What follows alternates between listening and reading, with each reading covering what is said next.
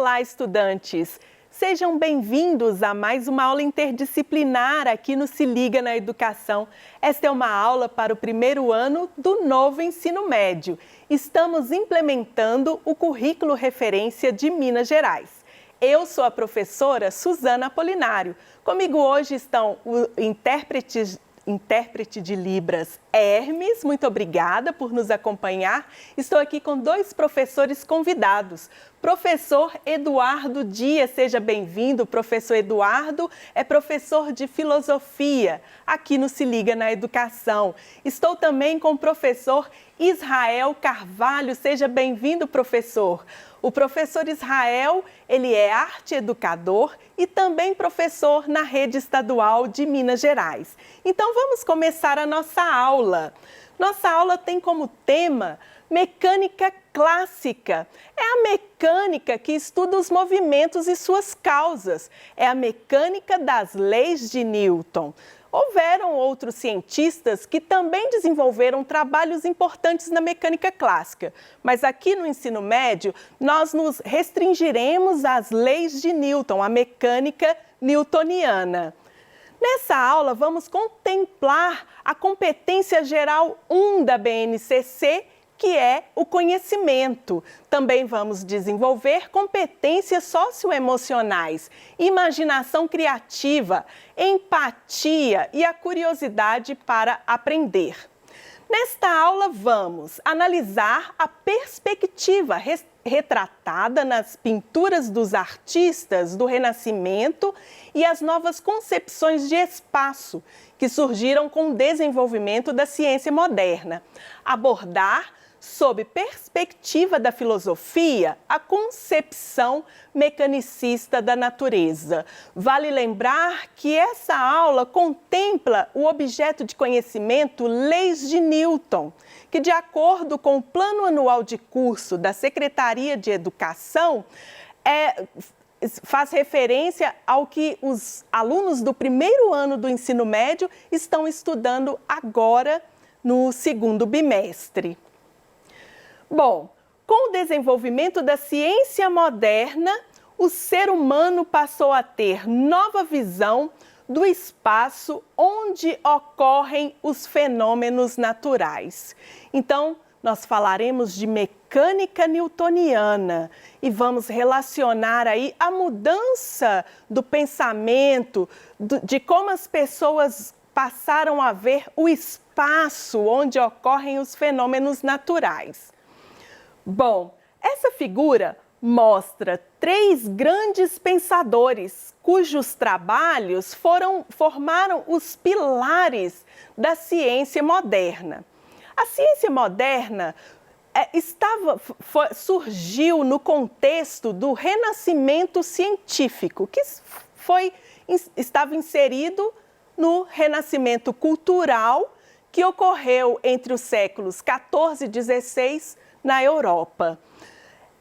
Nicolau Copérnico, Johannes Kepler, Galileu Galilei.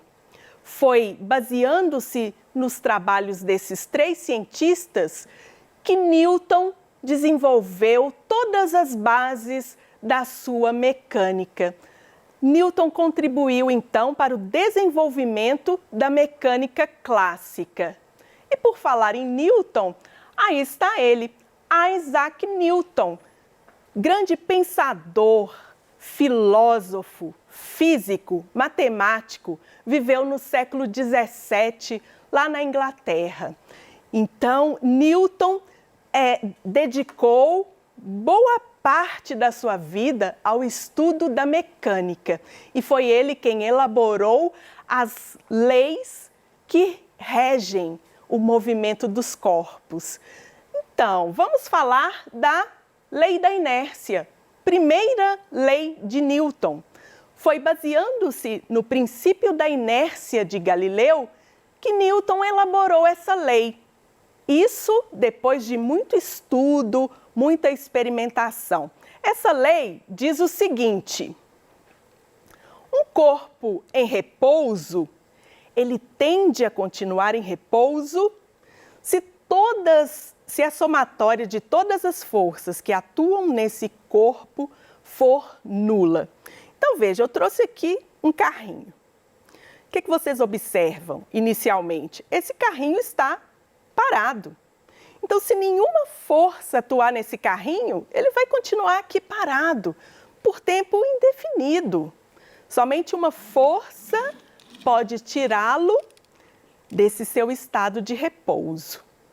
Bom, mas a primeira lei de Newton também diz o seguinte: se, na ausência de uma força resultante, um corpo estiver em movimento, ele tende a continuar em movimento, em trajetória retilínea com velocidade constante, indefinidamente. Somente uma força atuando nesse corpo pode tirá-lo do seu estado de movimento. Então, vou representar aqui a primeira lei de Newton com o movimento. Vou abandonar esse carrinho do alto da rampa. Bom, ao descer a rampa, aí está atuando aqui a segunda lei de Newton, porque ao descer a rampa ele estará acelerado. A segunda lei de Newton nos diz que se a somatória de forças for diferente de zero, o corpo recebe uma aceleração. Mas ao abandonar a rampa, a somatória de forças sobre esse corpo vai ser nula. Isso se não tiver o atrito para impedir que ele continue em movimento. Então, a tendência dele, que estava em movimento, é continuar movimentando-se em linha reta, com velocidade constante. Bom, esse carrinho parou, primeiro, porque eu pus a mão aqui e impedi que ele continuasse em movimento. E segundo, porque essa superfície tem atrito, então diminuiu a velocidade dele. Mas se não tivesse atrito, a tendência desse carrinho era continuar mover-se em linha reta por tempo indeterminado. Então, nessa lei, Newton traz aí uma concepção geométrica, um movimento que acontece em linha reta. Então, agora o espaço estava geometrizado, diferente daquela concepção de espaço de Aristóteles. Então, agora nós temos uma reta no nosso fenômeno. Bom, e aí vou fazer uma articulação aqui, uma interdisciplinaridade com as artes. Arte e ciência se articulam através da geometrização do espaço onde o homem interage com a natureza. A arte renascentista e a mecânica clássica se apropriaram dessa sistematização geométrica do espaço onde ocorrem os fenômenos físicos. Então, professor Israel, Newton trouxe aqui essa concepção de reta, um movimento que agora ocorre numa reta indefinidamente, ou seja, o espaço agora ele tem profundidade, ele tem continuidade. E nas artes, como que ocorreu essa geometrização? Eu vou trocar de lugar com você, Suzana. Ok. Para poder falar um pouquinho sobre isso. Sem dúvida nenhuma, primeiramente, olá alunos, sem dúvida para poder falar dessa questão relacionada à geometrização do espaço, a gente precisa voltar da contextualização histórica desse pensamento. E para poder falar dessa geometrização que aconteceu, essa consciência do ambiente, da natureza que aconteceu no Renascimento, a gente precisa voltar para quem tornou isso algo consistente, algo real dentro da concepção do pensamento humano e principalmente na estética. Para poder falar disso, eu volto lá na arte da Antiguidade Clássica. O que os gregos formularam enquanto representação humana, representação do ambiente e até mesmo a busca por essa representação do que é belo, passava pela representação da figura humana. E essa representação humana, ela vai ser o tempo todo, para os gregos, a inspiração para diversas áreas do pensamento. Nessa contextualização, a gente segue para a Idade Média com o surgimento dos primeiros conceitos religiosos da cultura cristã, há uma negação desse pensamento que já tinha sido alcançado aí o seu ápice em diversas áreas de conhecimento, na matemática, na física, astronomia e nas artes. E aí, sendo assim, eu trago a representação da arte gótica através da Madonna de Berlingero, que ele apresenta uma negação dessa humanidade, porque o que se precisava nessa época é valorizar a religiosidade, ou seja, os fenômenos explicados a partir da religião. Então, a religião é o que vai ser prioridade, a humanidade vai ser abandonada e a paisagem também vai ser abandonada de alguma forma. A gente percebe que, no fundo, na representação da figura humana nessa pintura, não existe uma paisagem, não existe a consciência religiosa relacionada ao ambiente terreno. Inclusive, toda essa racionalidade estética ela é abandonada a partir da falta de proporção. Então, a gente percebe figuras com falta de proporção estética, ou seja, um estranhamento na representação humana, justamente porque não havia o interesse em representar esse belo que remetia aos conceitos anteriores da Antiguidade Clássica. Entrando nesse pensamento moderno, esse pensamento que resgata a cultura clássica, a gente tem a estética renascentista, propondo dentro das obras de arte, da representação artística, um retorno, uma retomada para a humanização e a possibilidade de visualizar esse ambiente onde esse humano representado está colocado, que no caso é o ambiente terreno. Então, essa linha reta, Suzana, ela está sendo aplicada a partir da regra da ilusão de ótica nas representações bidimensionais, onde a gente percebe a perspectiva, que ela se aplica à consciência visual mesmo. Existe uma figura no primeiro plano e uma representação desse cenário, desse ambiente terreno, dessa natureza, a partir de um deslocamento de representação de elementos do ambiente a uma distância visual. Então, essa representação traz essa humanidade, essa racionalidade, essa consciência para a estética clássica. E aí, a gente pode observar, dentro dessa racionalização, obras como a Escola de Atenas, do Rafael Sanzio, propondo toda essa consciência racional, geométrica e, inclusive, trazendo aí elementos do passado clássico, como filósofos, pensadores, matemáticos, dando valor e importância merecida a esses personagens do passado, do pensamento clássico e racional. Aí eu entrego para você. Uma obra muito bonita, por sinal, né? É a retomada do pensamento científico, valorização da ciência. E a gente percebe também que essa mudança de concepção do espaço onde ocorrem os fenômenos, ela conseguiu trazer uma transformação também no pensamento das pessoas naquela época, não é mesmo, professor Eduardo? A ciência moderna, da qual Newton é um dos principais precursores, estabeleceu uma natureza mecanizada. Como podemos abordar essa mecanização da natureza na perspectiva da filosofia? Então, Suzana, estudantes, a visão mecanicista da natureza ela é fundamental para a ciência moderna. Mas para a gente poder entender melhor essa mecanização da ciência, da natureza, é bom a gente voltar um pouquinho no pensamento medieval. Era comum para as pessoas da Idade Média pensar que a natureza era resultado da ação de seres sobrenaturais. Anjos, santos, demônios.